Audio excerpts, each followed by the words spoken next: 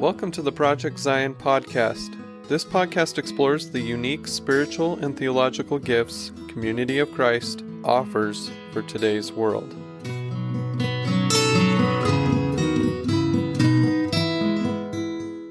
A warm welcome to this Grounds of Peace podcast, a series that is part of Project Zion. In our conversation today about Israel-Palestine, it's very important that we start by defining what we mean by Zion in Community of Christ, a religious movement that began in 1830 in the United States. Zion originally was defined as people of one heart and one mind, dwelling in righteousness with no poor among them. And today we might say, Zion is renewing and greening the earth to bless all generations, embracing the worth of all persons, no exceptions, and working to end racism, bigotry, sexism, poverty, and war. If we were to use biblical language, Zion is the kingdom of God on earth for the blessing of all peoples. Zion is a term Community of Christ began using before Jewish or Christian Zionism meant a return of the Jewish people to the Holy Land. However, we were also affected by Christian Zionism, something we're now repenting of because it has led to the marginalization and oppression of Palestinians. I'm your host, Andrew Bolton, currently living in Leicester, England, one of the most pluralistic cities in the world, and the only city in Europe with a non-white majority. Today's Grounds for Peace episode is a collaboration with the International Peace and Justice Team of Community of Christ. We're working for a just peace in Israel-Palestine, guided by our church's World Conference resolution of 2016. Today, we're looking at peace with justice in Israel-Palestine. Our guests are Bassam Aramin. Did I say that right? Bassam Aramin. Say it again. Aramin, A-R-A-M-I-N. Okay. Aramin. Bassam Aramin, a Palestinian, and Rami Elhanan, an Israeli. They're both members of Parents Circle, an organization which supports parents who've lost a child through the violence in Israel and Palestine. Bassam and Rami have each lost a daughter. They work together for peace, so no more families, Palestinian or Israeli, lose a child. April the 27th each year is Yom HaShoah, or Holocaust Day in Israel, and in many Jewish communities in the United States and around the world. The Holocaust was the Nazi genocide against Jews that resulted in 6 million Jewish men, women, and children dying in the period 1933 to 1945.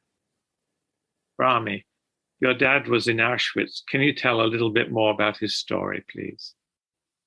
My late dad was born and raised in Hungary, in a small Jewish town by the name of Kisvárde. Me and Bassam have been there in 2014, and we went to the Jewish cemetery to say Kaddish on the graves of my ancestors. But no one left over there. The whole town was destroyed and annihilated. My father was an ultra-Orthodox religion origin. He was sent by his family to Budapest. And then he started leaving the religion and become, another person. And then one day he was captured by the Gestapo in Budapest in 1944 and was sent to Auschwitz, where he spent 1 year. He was 17 years old. Mm. And then somehow he got to Israel after that. And then he survived Auschwitz. He found out that most of his family was destroyed. He found his brother. They came here to Israel. His brother was a prisoner of war in the north with the Syrians, and he fought in the old city of Jerusalem. was very badly wounded. And the nurse who took care of him was my mother. So a romantic story at the end. This is their picture. He was looking like this. Very good. Yeah, young, beautiful couple. Yes. Very good. So Bassam, as a Palestinian in prison for, I think, 7 years, how do you see the Holocaust? What's your relationship to this terrible event? In that time, the Holocaust for me, it's a big lie. Never exist. But I know in my background that someone called Hitler killed 6 million Jews, but it's a big lie. And I never thought about it. It's just like a number, 6 million. And you know in advance it's a big lie. Of course, without learning about it, without searching about it, just to hear. And I don't know from where I hear this news. So this was my relationship to the Holocaust in that time, before I go to jail. And then in prison, what happened? Now, in prison, during the prison time, in the beginning, in fact, I watched a movie about the Holocaust, and it was by chance because we have TV. I believe in that time it was the Holocaust Memorial Day. So they screened some movies related to the Holocaust. And I understand this movie is about Hitler and the Jews, which I know in advance it's a big lie. But I want to enjoy, in fact, seeing this movie as kind of revenge, to see someone torture those Jews, kill them, arrest them, occupy them, whatever, because they occupied us and because I am in their jails, the very personal level. But what happened, in fact, after a few minutes, I found myself crying, get sympathy with those innocent people. I start to ask myself questions. I don't believe that they are human beings can do the same to other human beings, even in my worst imaginations. It's very difficult to describe my pain in that time, to see kids and women naked. It's the most horrible thing it was for me, because according to my culture, to my religion as a Muslim, you cannot imagine that we have people in our world with these atrocities. So what happened that I decide I want to understand more about this event, if it's really happened, or it's a big lie, or if it's just a movie. So you researched more, but when you came out of prison, you were a different person, right? And your life began to move in a different direction. So what was your change of course? How now was your life different? In fact, when I get released from jail, of course, it's another story. But in general, I still believe in armed struggle as the only way to talk to those occupiers. I don't know them. Our relationship is to hate each other. They have a brutal behavior. They try to kill our humanity every moment in jail. And it was a mission not to break down. We need to be strong, to continue our struggle, to achieve justice and peace and liberate our land. When I get released, in fact, what happened was Oslo Agreement after 1 year. And it was like suddenly we have peace. And we start to see the same killer, terrorist with the blood on his hands, a dangerous man, means the Palestinian prisoner. He became a general in the Palestinian security forces. And he started to make coordination with his Israeli jailer, his Israeli occupier. It means it was a paradox for me. And I start to ask myself, so why I spent 7 years in jail? Just for Arafat Rabin to shake hands. Why they didn't make it like 10 years ago, 20 years ago? Otherwise, I'm not going to be in jail. And in the same time, they will save thousands of lives from the Palestinians and the Israelis. And this was, in fact, my turning point to understand that now we have peace. It was really in that time, and we need to prepare ourselves to live together or side by side, but in peace. Then you start to think in a normal way. If you live in a normal situation, for that I get married and I start to have kids, because I believe that we need to prepare a normal life.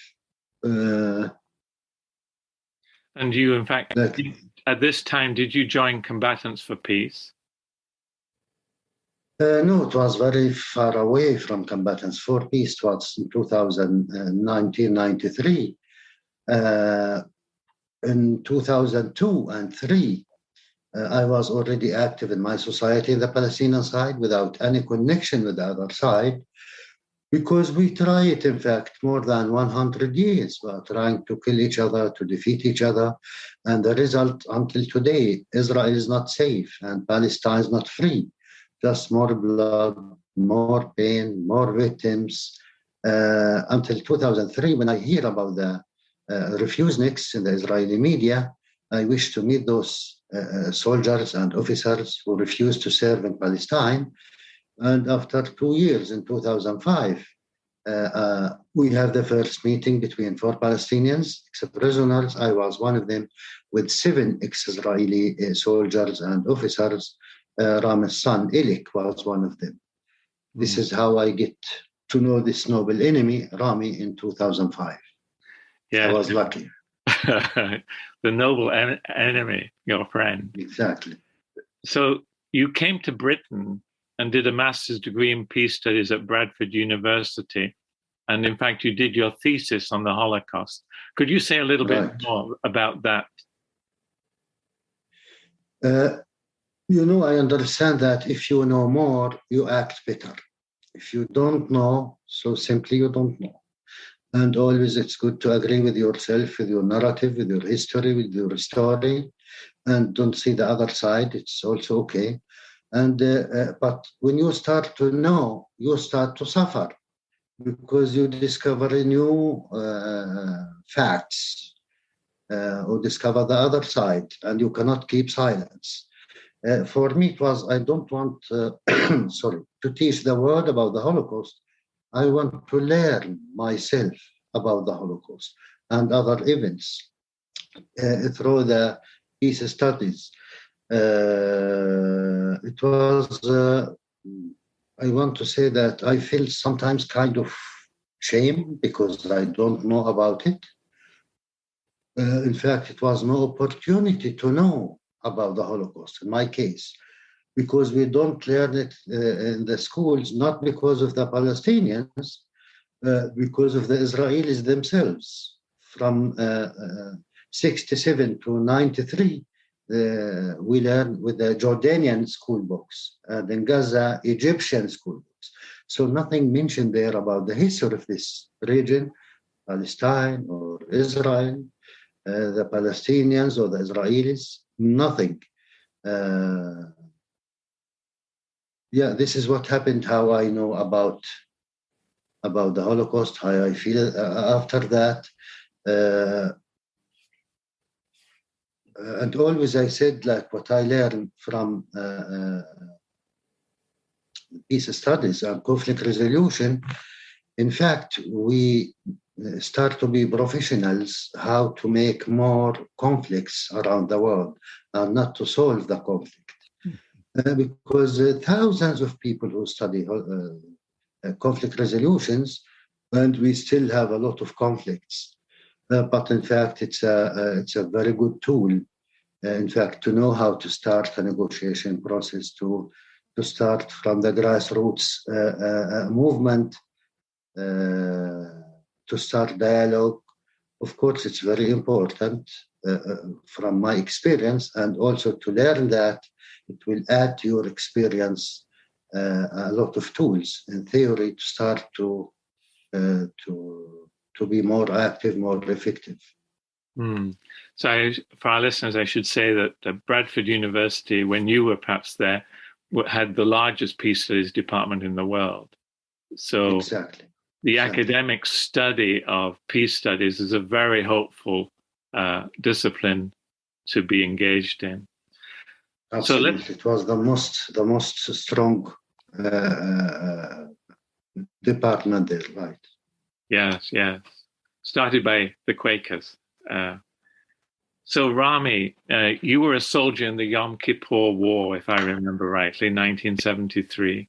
That was a difficult experience for you, wasn't it? Do you want to say a little bit about that?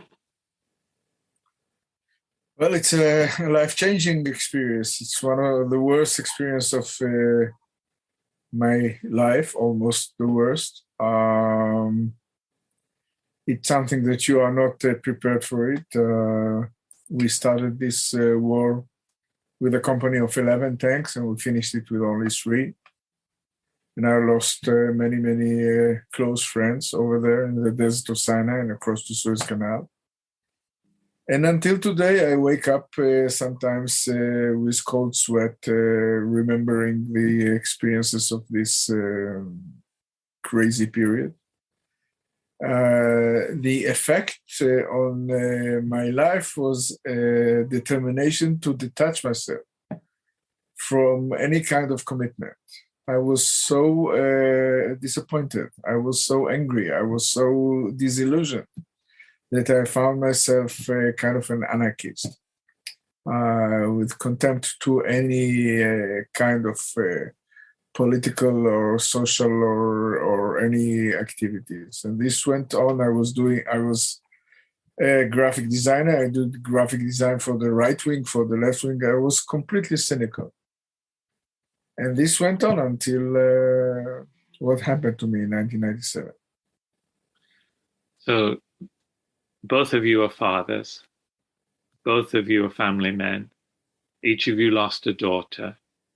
And can you share something about that very difficult time for each of your families? Perhaps we can start with you, Rami, because you're on the edge of that in 1997, I think. Well, it's something that blows up your mind, but especially blows up the bubble that you are living in. I was having a very comfortable and beautiful and safe life. And this event rocked my self, my family, my entire being, and created a new person out of me.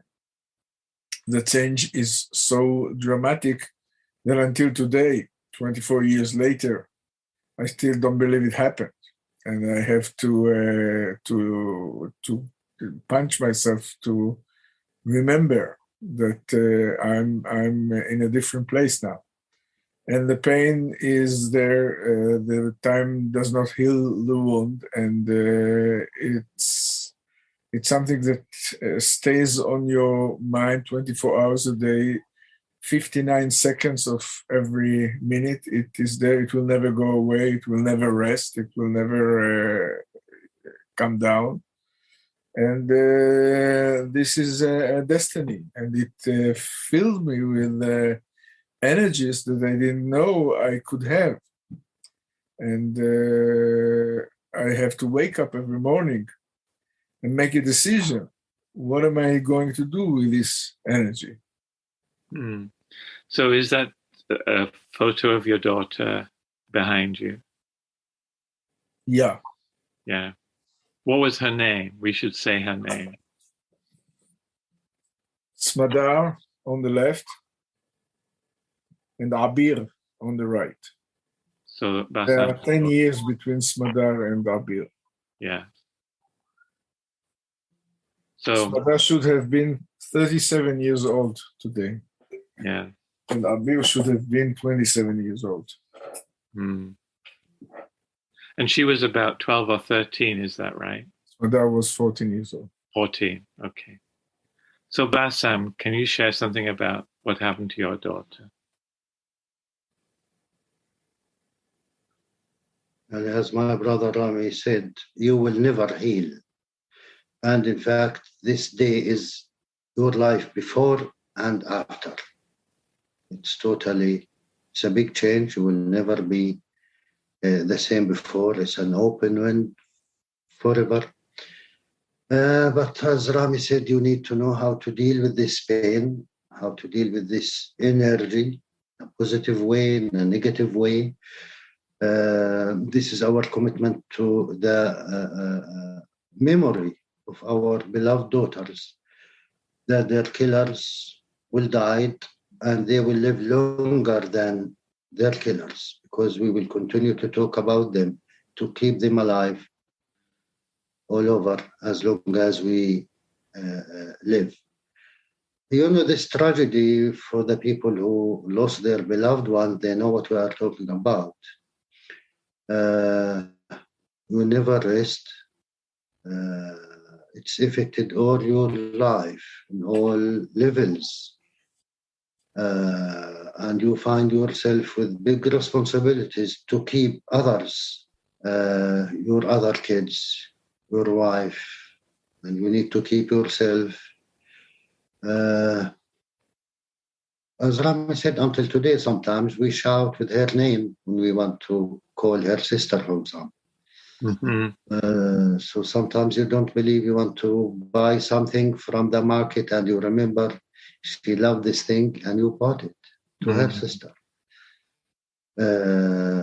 It's a line of pain forever, he said. So you both belong to Parents Circle, a joint grassroots Israeli-Palestinian organization of over 600 families who've lost a loved one. Can you share something about the vision of Parents Circle and your work through Parents Circle as bereaved parents, trying now to make sure that other families don't lose a loved one? Can you share a little bit? Perhaps Rami, you can start, and Bassam, you can continue. The Parents Circle was founded in 1995 by Yitzhak Frankenthal, a bereaved father whose son, Arik, was kidnapped and murdered by Hamas. He started this activity of joint effort of Israelis and Palestinians together. And the mission is to try to avoid, to prevent this unbearable pain from other families. This is not a psychological support group. This is a political group. They are a common denominator. What combines us together is the understanding that this situation in which one people is dominating the other, in which one people is occupying another, cannot go on, and we lost our children because of this abnormality. So the Parents Circle is not a political group in the sense that we do not draw lines or maps, and we do not phrase articles of peace agreements, but we are very much political in this understanding of opposing the occupation. And what we do is designed to put cracks in these walls. The walls are not the concrete walls. The walls are the walls within the heads of the Israeli and Palestinian educational system. And what we are trying to do, the very sight of us speaking to Israeli and Palestinian kids, is kind of an earthquake that creates this crack in the wall. And through this crack, a little light comes in, and a little light can drive away a lot of darkness. And Bassam will tell you about the activities. So Bassam, do you want to continue? Yeah, in fact, I want to say that our long-term target in the Parents Circle is to create a reconciliation process to be an integral part of any future peace agreement. Because if we don't have reconciliation, we will have only ceasefire until the next time. And I wish to have a ceasefire at least right now.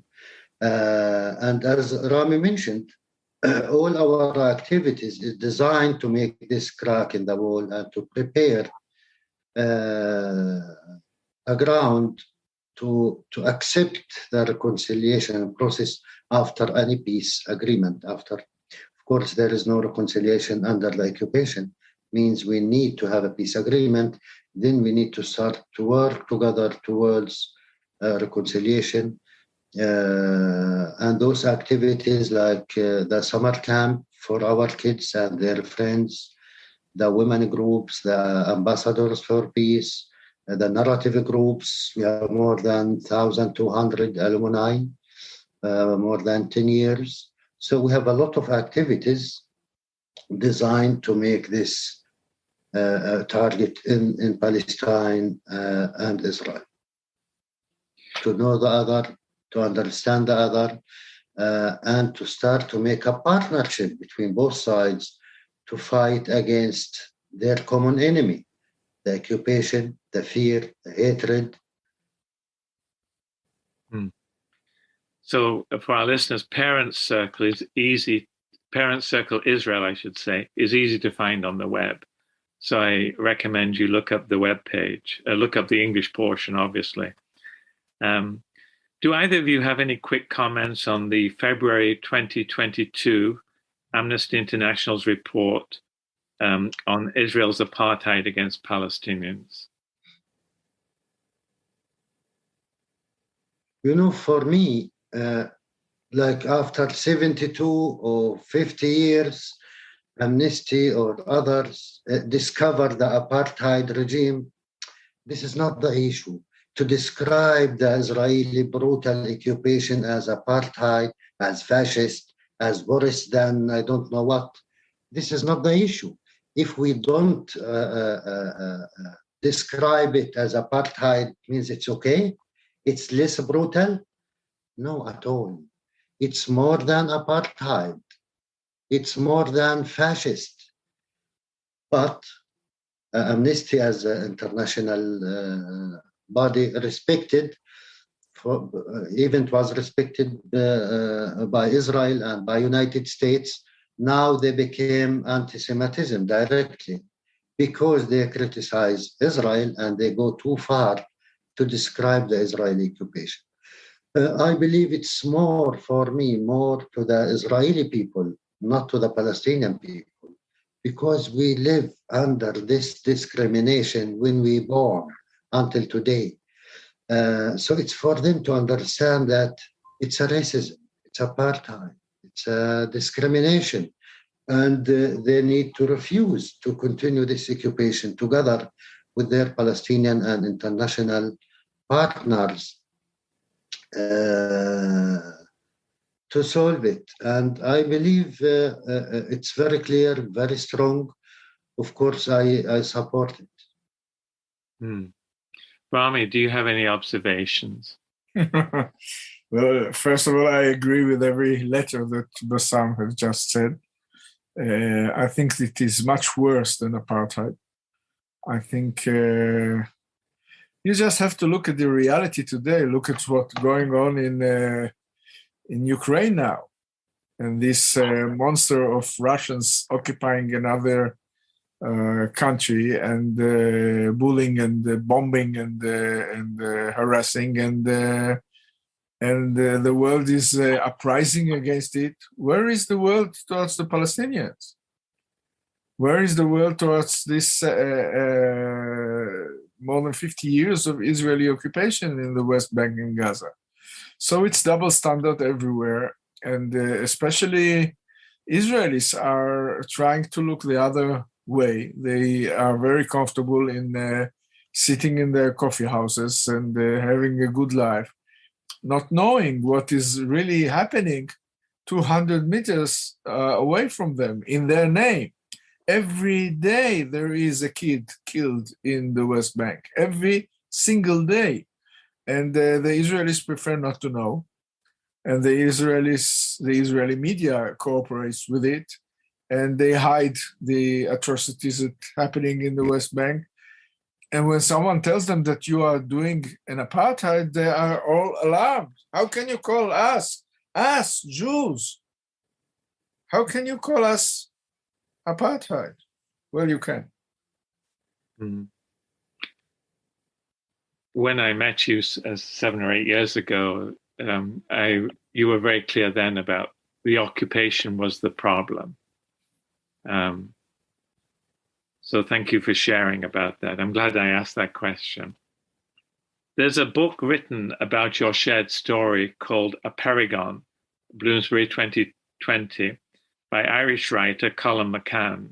And of course, people in Ireland have a sense of the injustice of the Palestinian situation. They suffered from the British. Some of them. Yes, I understand that. The heart of the book is your testimony, your story in your own words. And the other parts of the book tell your story, but in a novelized form. How would you rate the book? Are you happy to endorse it?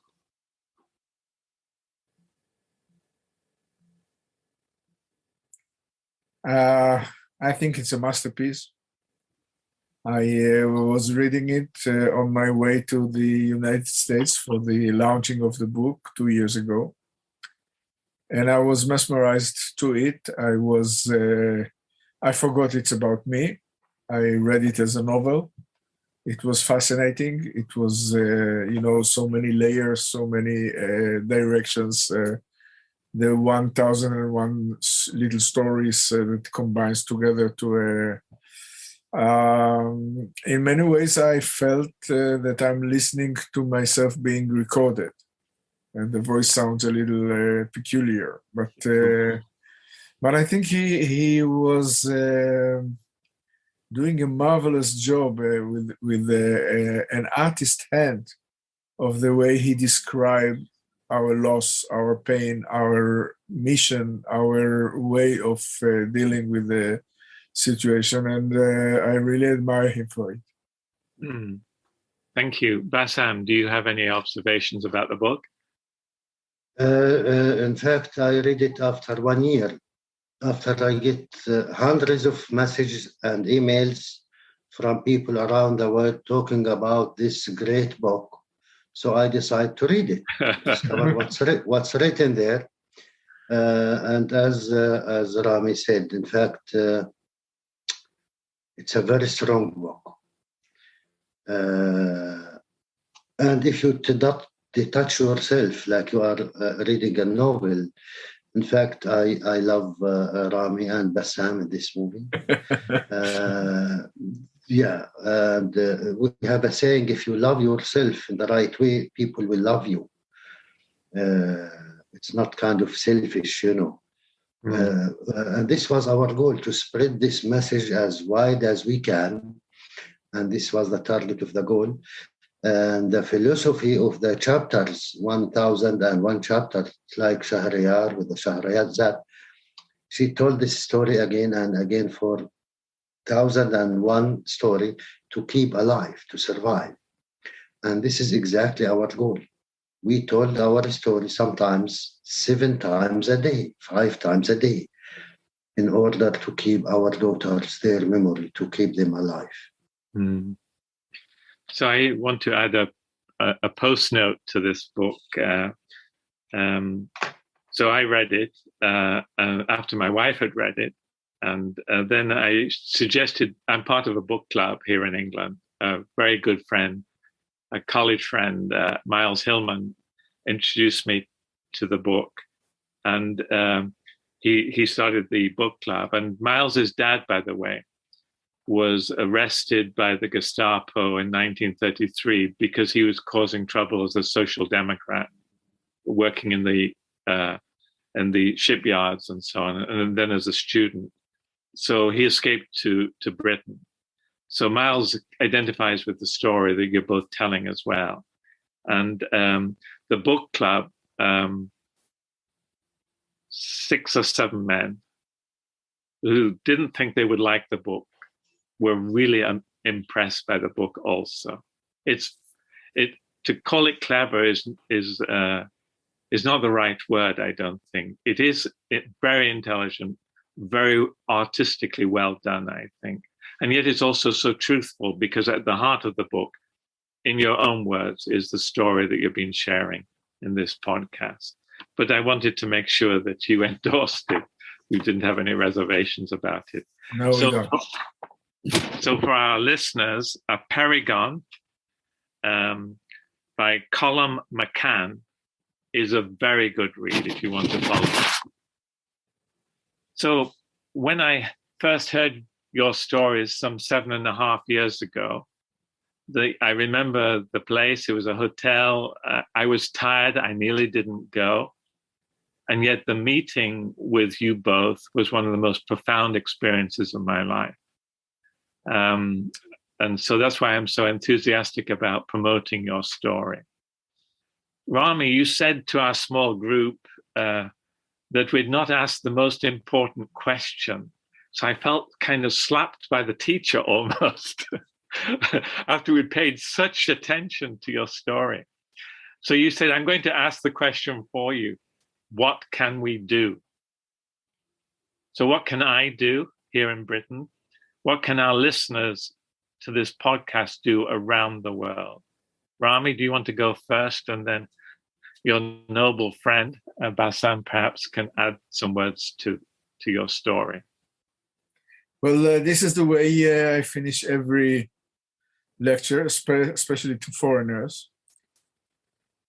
By this message, the most important question is, what can we do? What is the lesson that you take from this meeting? What are you going to dream about tonight? And what will be the action that you will take tomorrow morning? And if you remember, my father is a Holocaust survivor, an Auschwitz graduate.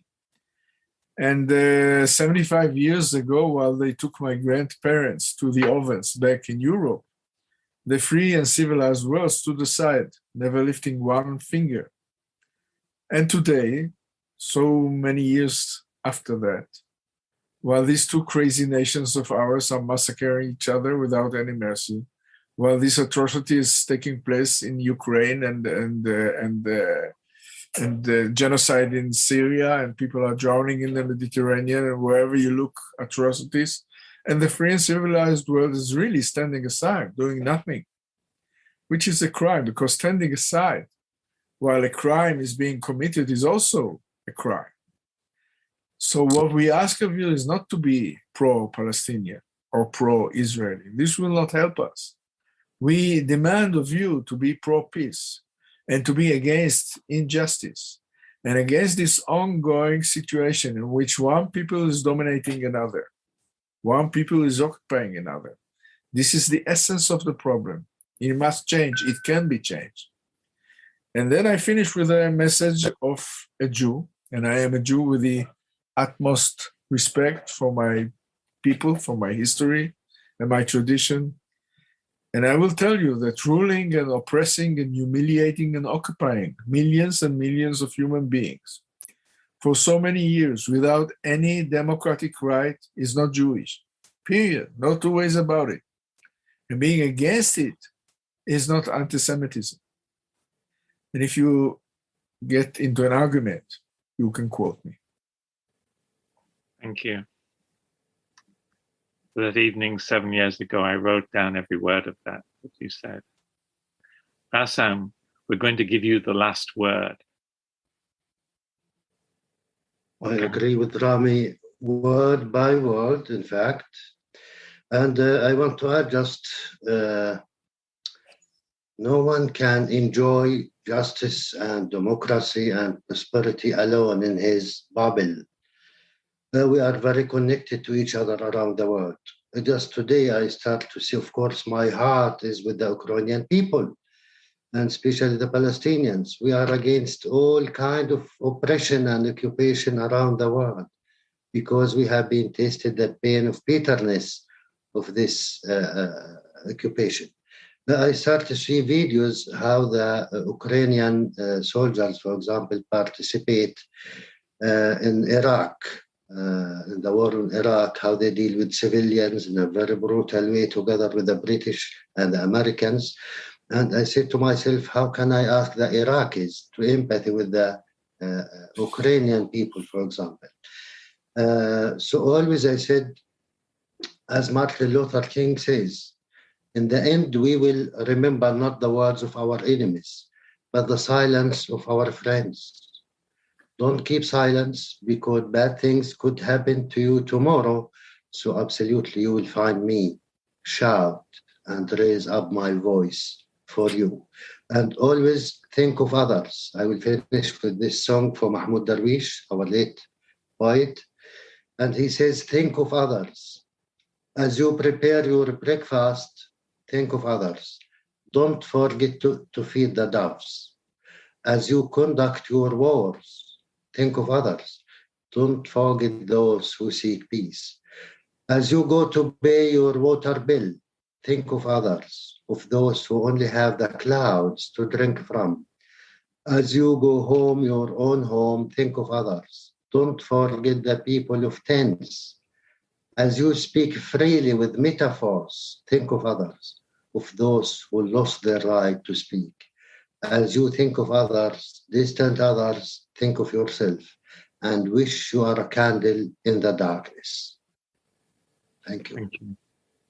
So think of others. Thank you from the bottom of my heart, Bassam and Rami, for being willing to share your story with us today. Thank you for enabling us to tell our story. So here really we have appreciate it. you're welcome. Here we've had a conversation between a Palestinian and an Israeli, and there is no there's no gap between their efforts to work jointly for peace with justice in Palestine and Israel. We respectfully join with Jews around the world remembering Holocaust Day, April the 27th. And we hope this podcast will help you understand a little of the suffering that comes from the continuing occupation of Palestinians by Israel. This is Grounds for Peace, part of Project Zion podcast. I'm Andrew Bolton. Thank you for joining us.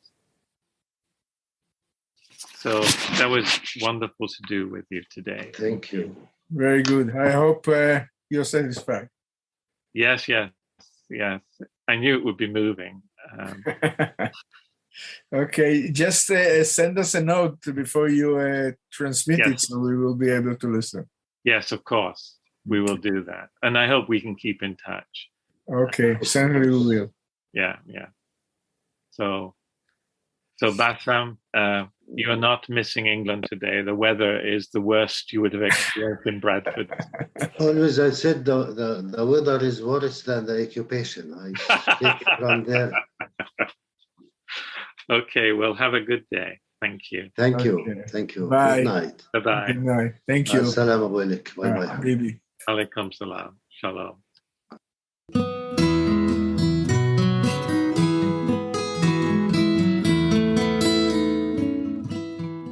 Thanks for listening to Project Zion Podcast. Subscribe to our podcast on Apple Podcast, Stitcher, or whatever podcast streaming service you use, and while you are there, give us a 5-star rating. Project Zion Podcast is sponsored by Latter-day Seeker Ministries of Community of Christ. The views and opinions expressed in this episode are of those speaking and do not necessarily reflect the official policy or position of Latter-day Seeker Ministries or Community of Christ. The music has been graciously provided by Dave Hines.